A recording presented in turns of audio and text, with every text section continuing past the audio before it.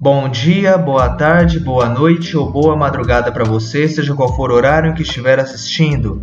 Se vocês não entenderam o porquê das imagens, eram todos tweets oficiais e todos estavam corretos. Para quem não está ciente da situação, surgiu discussões na comunidade ReZero se os episódios iriam ser adiados ou não. O primeiro tweet, ele aponta que os episódios só seriam transmitidos na quinta-feira e seriam transmitidos a partir da outra quinta-feira, encerrando-se então o último episódio da segunda temporada no dia do aniversário do Subaru. Muita gente fundamentando-se nesse tweet, eles pensaram que não teríamos episódios essa semana, o episódio só seria lançado semana que vem na quinta e todos os episódios então seriam só lançados na quinta-feira.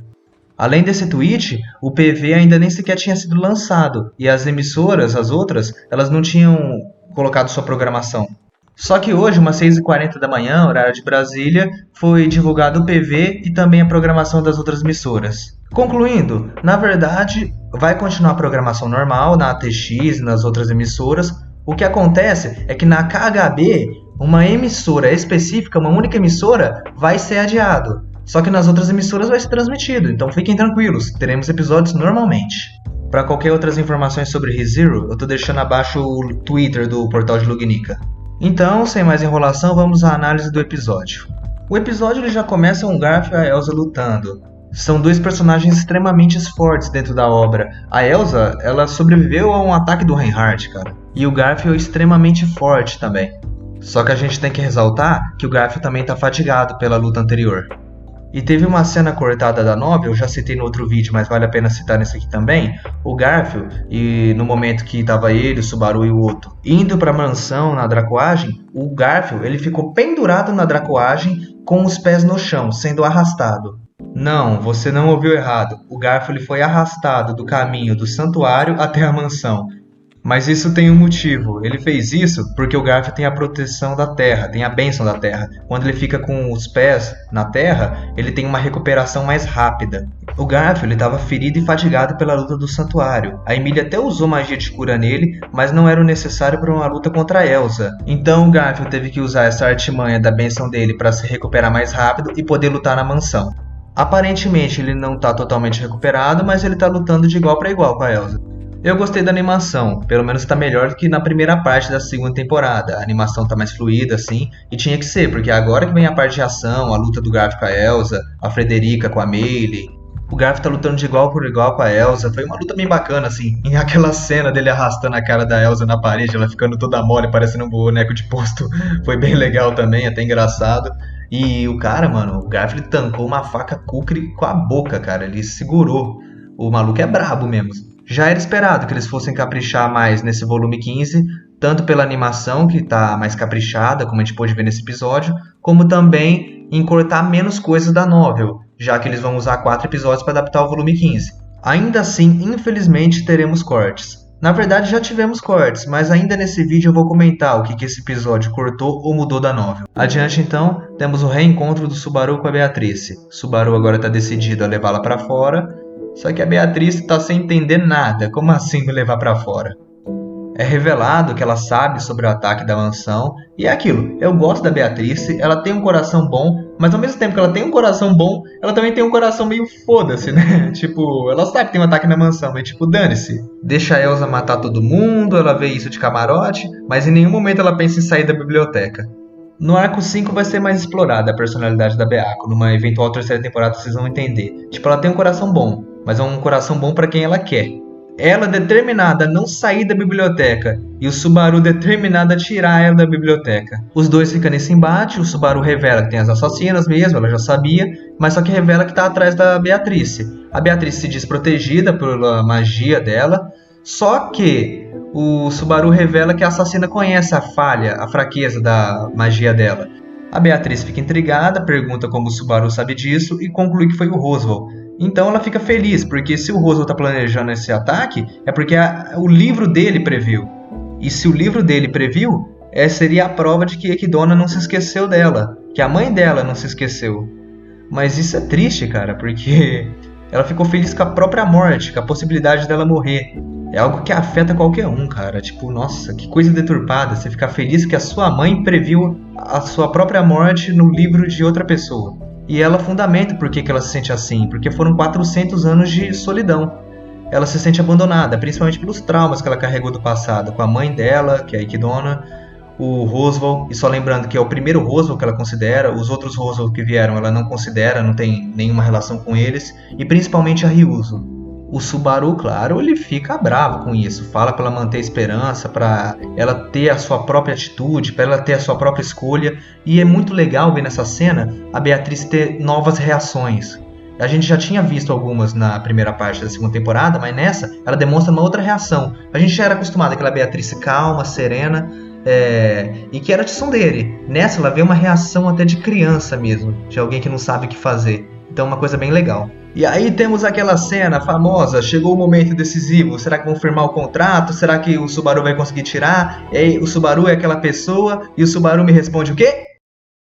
Banido!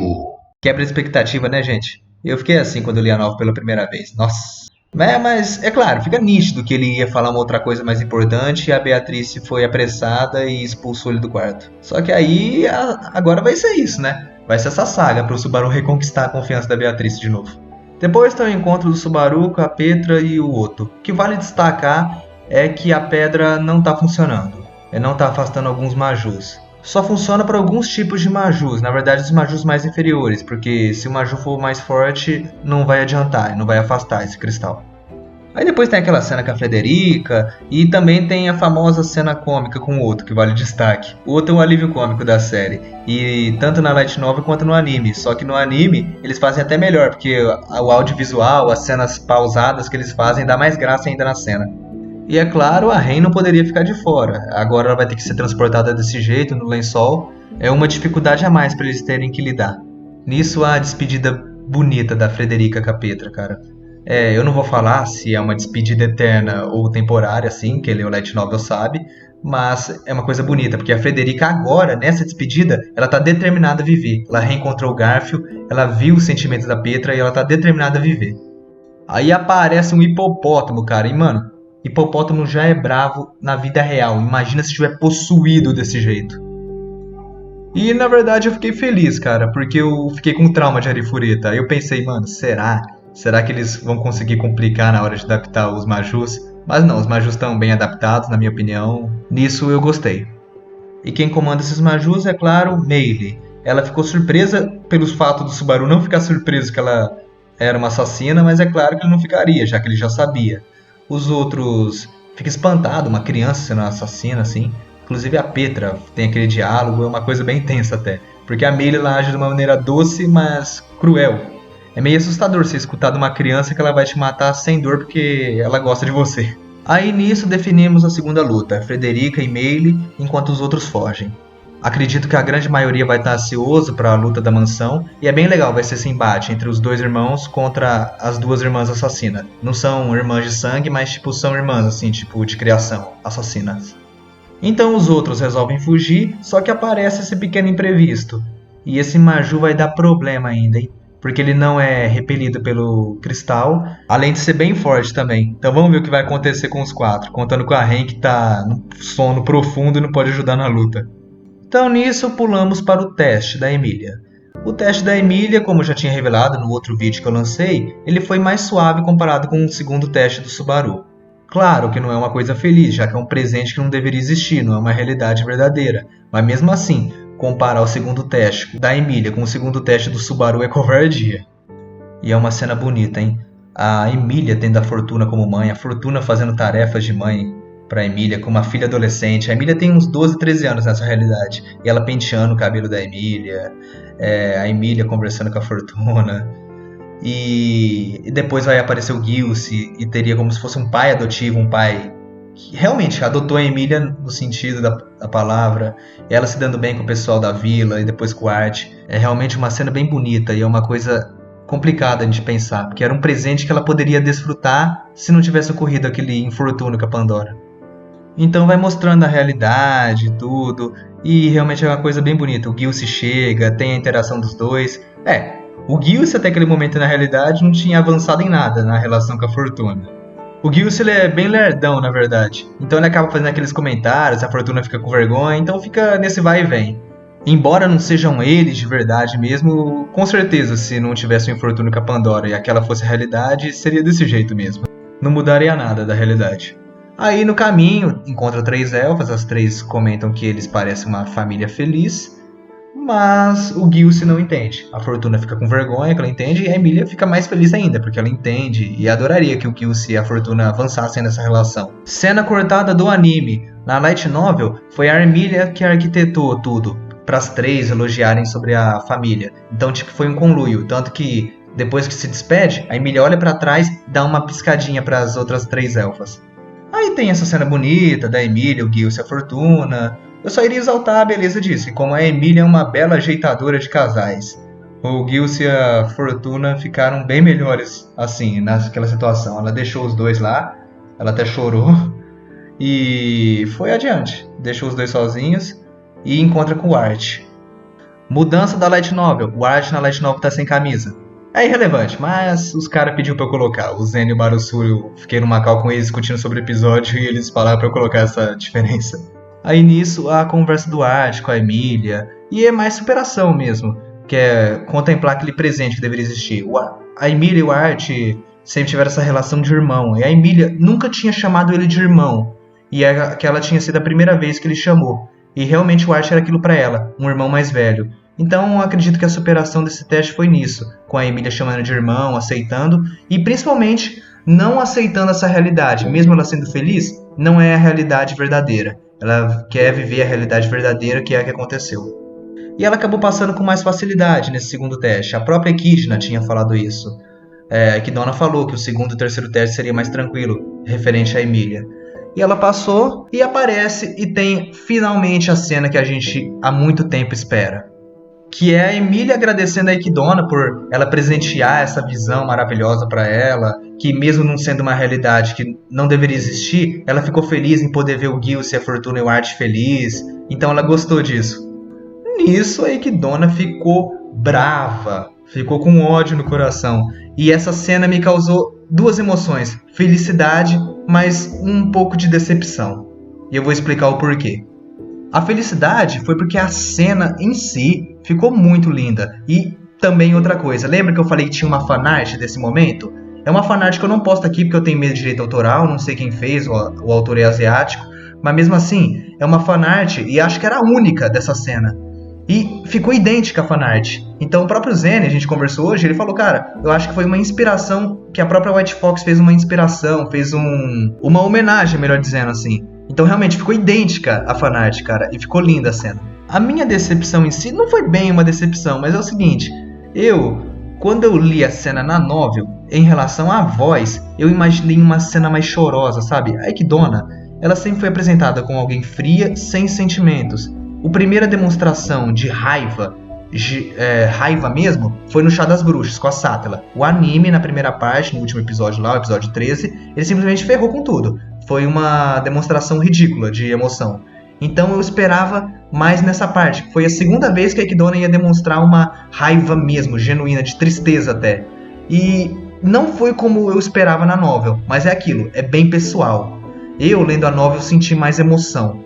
Então eu esperava uma voz mais chorosa, uma voz mais de rancor, e foi uma voz bem mais calma do que eu esperava. Mas isso foi pessoal. A cena em si e a voz ficaram muito boas, mas eu, pelo menos na voz, eu esperava aquela voz mais rancorosa, algo assim. Mas aquilo, eu esperei demais. A cena em si foi excelente e acredito que vocês tenham gostado também. Nisso, a Equidna sai chorando, o teste acaba e a Emília dá um mergulho no lago. Essa cena é linda, não só visualmente, como ficou no anime, como tem uma bela explicação por isso. Para quem não pegou, eu vou explicar o porquê. Bem, agora falando uma cena que não foi cortada exatamente da novel, mas mesmo assim não ficou tão expressa, tem gente que não pega, então vale a pena citar. Vocês perceberam que a Emília, quando vai olhar no espelho, no começo, ela para, fica traumatizada. Isso se dá pelo fato de que ela nunca se olhou no espelho depois que ela acordou do gelo, há 7 anos atrás. Isso se dá pelo medo da aparência que ela sente, cara. Ela pegou trauma da aparência, porque todo mundo julgava ela por ser parecida com a bruxa, todo mundo falava da aparência dela, chamava de meio demônio, por isso que ela não se olhava no espelho. Então, essa cena, além de ser linda, a Emília, quando vê a imagem dela na superfície da água, ela pôde ver pela primeira vez a imagem dela crescida. E é uma cena bem bonita, cara. E é por isso que ela fala, eu achava que eu parecia mais com a Mãe Fortuna. Ela se achava mais com a Mãe Fortuna, achou que ela era idêntica assim, mas tem as diferenças, principalmente pelo olho dela. E essa cena ficou linda mesmo, cara. Inclusive na Light Novel, tô até deixando as imagens para comparar, foram idênticas a imagem da ilustração da Light Novel. Ficou bem bacana a cena, muito bem adaptada. E antes que vocês falem, mas a Emília já não se olhou no espelho, na segunda ending, o segundo encerramento, Stay Alive, mostra a Emília naquele período que ela tava brigada com o Subaru, dela escovando o dente no espelho. Então, o próprio Tapei hoje no Twitter ele falou, gente, aquilo foi furo no roteiro, cancela. Não teve aquilo não, a Emília nunca se olhou no espelho, nem pra escovar dente. Essa foi a primeira vez que ela viu a aparência dela mesmo. Pois bem, o teste acaba, a Emília vai lá, tem o apoio dos moradores da Vila Arlan, os moradores estão apoiando ela, não é mais só pelo Subaru, agora é pela própria Emília, ela conquistou o respeito deles. E não só dos moradores da Vila Arlan, como também agora os moradores dos santuários, demi-humanos. Aquele morador demi-humano que conversou com ela ainda não tinha 100% de confiança nela. Na Light Novel ele demonstra que depois que ele passasse no teste ele ia avaliar melhor, mas só que ele já era um começo para ele. Mas é basicamente isso, ela já ganhou o respeito de todo mundo tá confiando nela, e ela foi encarar o terceiro teste, a catástrofe que eventualmente irá ocorrer. Se você já viu meu vídeo dos 3 testes, que eu expliquei com spoiler, você sabe o que vai acontecer. Mas caso não queira com spoiler, no próximo episódio já vamos saber o que vai acontecer. Concluindo, gostei da animação, gostei como foi adaptado, trilha sonora excelente, para quem não pegou, volta no episódio, volta no teste da Emília, principalmente quando ela tá caindo na água. É possível que os próximos episódios tenham algumas alterações de ordem de evento e alguns cortes, claro. Mas eu acho que eles vão adaptar o mais fiel possível. Não dá pra colocar tudo, mas eles estão fazendo o melhor deles. Eu tô gostando e não acredito que a gente vai ter decepções nesses 3 últimos episódios que faltam. O volume 15 é um dos melhores desfechos que eu vi. É muito bom mesmo e eu acredito que muita gente vai ter um misto de emoções nesses últimos episódios. Vai valer a pena acompanhar. Quem tiver interesse, eu fiz vídeos de curiosidades, porque não mostraram o rosto da Ekidona, sobre o Hector, eu contei tudo sobre ele, sobre os testes do santuário, são vídeos curtos. E também fiz vídeos longos, em que os meus tradicionais vídeos de diferença entre a Light Novel e o anime. Eu acabei de terminar o volume 4 e logo começaria o volume 15, em que eu contaria as diferenças entre o volume 15 e os episódios 14 e 15 da primeira temporada. Só lembrando que o volume 1 eu vou refazer porque ficou bem ruim o volume e também foi mais um resumo. Esses volumes de diferença, esses vídeos de diferença, eu prefiro fazer mais detalhado, como se fosse um audiobook mesmo. Eu vou ficando por aqui, muito obrigado por ter assistido e até mais.